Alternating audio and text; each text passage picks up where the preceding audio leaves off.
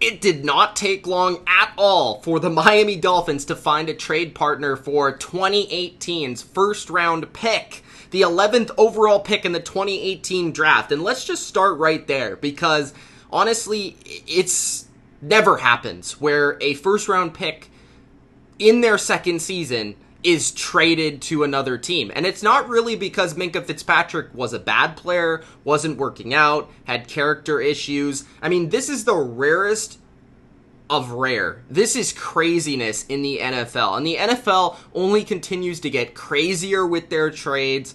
And it's almost like it's Madden now in 2019 in the NFL. But Minkah Fitzpatrick has been traded to the Pittsburgh Steelers for a first round pick in the 2020 draft. That means that the Pittsburgh Steelers are giving up their first round pick in this year's NFL draft for Minkah Fitzpatrick. Free safety, slash slot corner, playmaker in the secondary, young player, 22 years of age, turning 23, I believe in November.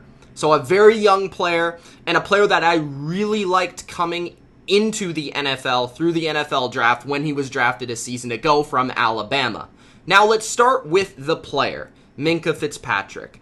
What do the Pittsburgh Steelers get in a player like Fitzpatrick? Well, the Pittsburgh Steelers are first helping solve their biggest flaw. Their biggest flaw right now is their secondary, specifically their safety position. They've been giving up way too many big plays down the field versus the Patriots, those Philip Dorsett touchdowns where it just seemed like he was wide open because the safeties didn't know what they were doing. Again, mental flaws. The Seattle Seahawks just play after play after play. It seemed like the Steelers safeties were nowhere to be found, and none of them are making plays. None of them are coming down and making tackles. None of them are good in one-on-one coverage. None of them seem to be good in zone coverage. And a lot of them seem to be struggling just in general to pick up this defense and what they want to do from a scheme and coverage perspective. And with Minkah Fitzpatrick, you're first getting a very smart player. You're second getting a player that's a leader. He was a two-time national champion at Alabama, a two-time All-American, and coming into the NFL, he had character grades off the charts. This guy is a true leader. This guy right away, with Joe Hayden in your secondary, is going to give you an edge. He's going to give you that little bit of how you want your defense to play. He's going to bring a swagger. He's going to bring a confidence. He's going to bring something that the Steelers haven't had at their safety position in a very long time. And not just talent, but also the mental capacity and really the confidence to get it done. And Minkah Fitzpatrick, the thing that I find fascinating from a scheme perspective with the Steelers is one of the biggest things that he can do well is he's not only a good safety, but he can also play man-to-man pretty well, specifically as a slot corner. So where it's intriguing to me is, okay, so you have some pretty interesting matchups now that the Steelers can bring and pretty much stop a lot of different offenses over the course of the NFL. I think a big thing that the Steelers have really struggled with is, one, the tight end position, two, slot receivers. So these two things could be slowed down by acquiring Minkah Fitzpatrick, a player that can defend some slot receivers, can defend some tight ends specifically, and you add him to the mix as a tight end stopper, as a slot receiver stopper, with a Mike Hilton at slot corner, with a Joe Hayden on the outside, and I don't mind the Steelers secondary anymore. You know, I didn't mind their corners to begin with. It was more their safeties, and they have to figure out how they want to play the other guys now, specifically Edmonds, who was drafted as a first-round pick, I believe, last season in the same draft that Minkah Fitzpatrick was drafted in. So do they pair Edmonds in a different role now alongside Fitzpatrick? How do the safety snaps work out? I'm intrigued. If you guys have an answer for that in the comment section, let me know. But from a scheme perspective, I think it makes the Steelers a lot more versatile because they're adding a versatile secondary player, something that they don't really have at the moment or had before this trade. Now, taking a look at this trade from a Miami perspective, I think this was an awesome trade.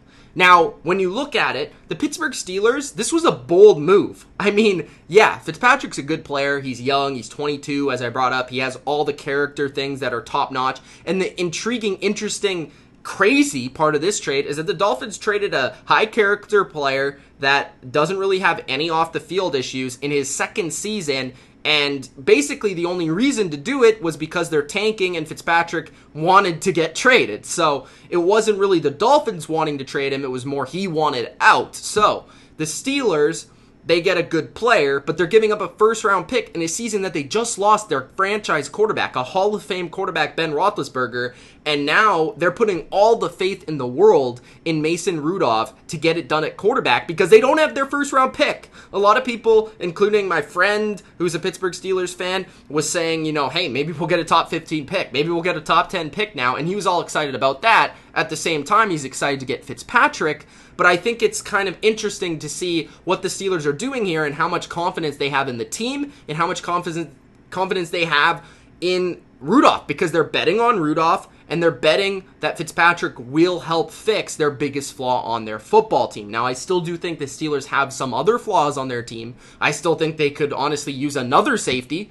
I still think that they could use a receiver. I still think that they could use playmakers overall on offense, but they don't have too many flaws. Coming in this season, I picked them to go to the playoffs. So, even without Ben Roethlisberger, I think they'll be competitive. I don't know if they're a playoff team, though, with Mason Rudolph. That's asking a lot to take over for a Hall of Fame player like Ben Roethlisberger.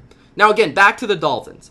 2020, they now have 3 first-round picks, starting with their own, which is sure to be the first, and if not the first, the second overall pick in the draft, but likely the first. This is a horrible roster, and now just got worse. The Texans' first-round pick, which the Texans are a solid team. I wouldn't call them a great team. I don't even know if they're a good team. So this could be a borderline playoff pick. If not, it could be an outside the playoff pick, which if you're a Texans fan, that's not looking good for you. And the Steelers, which I would have to say, the Steelers will not be making the playoffs this year unless Mason Rudolph has a Tom Brady-like season where he comes in for Drew Bledsoe or a Ben Roethlisberger season in 2004. He's going to have a really, really good season, and he's going to have to show a lot for the Steelers to make the playoffs, especially after starting 0-2. This isn't starting 0-0. This is starting 0-2, and you're going to have to beat the likes of the Ravens and now the Cleveland Browns in your division. It's not an easy division to begin with, so the Steelers, unlikely to make the playoffs. The Dolphins likely have 3 picks that all of the teams might not even make the playoffs, so that's pretty awesome for Dolphins fans. Looking at the second round, they have 2 seconds, their own, and the Saints, which the Saints now have lost Drew Brees for multiple weeks, which means that pick is likely to move up. They have their own third, the Titans 4th, 2 sixths with the Cowboys 6th added onto their own, and their 7th. Now looking at 2021, they have the Texans first round pick as well as their own, and then they have 2 seconds with the Texans second thrown in there, the 3rd, 4th, 5th, and 7th. So, when you look at it, the Dolphins are loaded up in a similar way to the way that the Browns were a couple of seasons ago. And if they pick right and their management is on their toes and they're ready with great drafts and they fully hit these picks, Dolphins fans will be extremely excited for the future of this team. Now, if they miss, which hopefully they don't, they're at least going to get a 1 player. That's the intriguing part about picks, is we don't know if this is going to be phenomenal or this is going to blow up in their face. But I think the Dolphins, their organization is going the right way. They have the right plan. They're doing the right thing because, let's be honest, nobody in the AFC East is beating the Patriots anytime soon, and they're planning for the AFC East post-Tom Brady, and that's the right thing to do. So overall, I love this trade from the Dolphins' perspective because even though I like Fitzpatrick, I still feel like he's a player that, for a first-round pick, that's good value, specifically for a first-round pick with a team that just lost their starting quarterback. And with the Pittsburgh Steelers, they're gambling, but they're also gambling on a young player that I am pretty certain will at least make a couple Pro Bowls throughout the course of his career and significantly helps their biggest flaw on their team. So I understand it from both perspectives. I would give the Dolphins the edge here, but I do like the trade from both perspectives.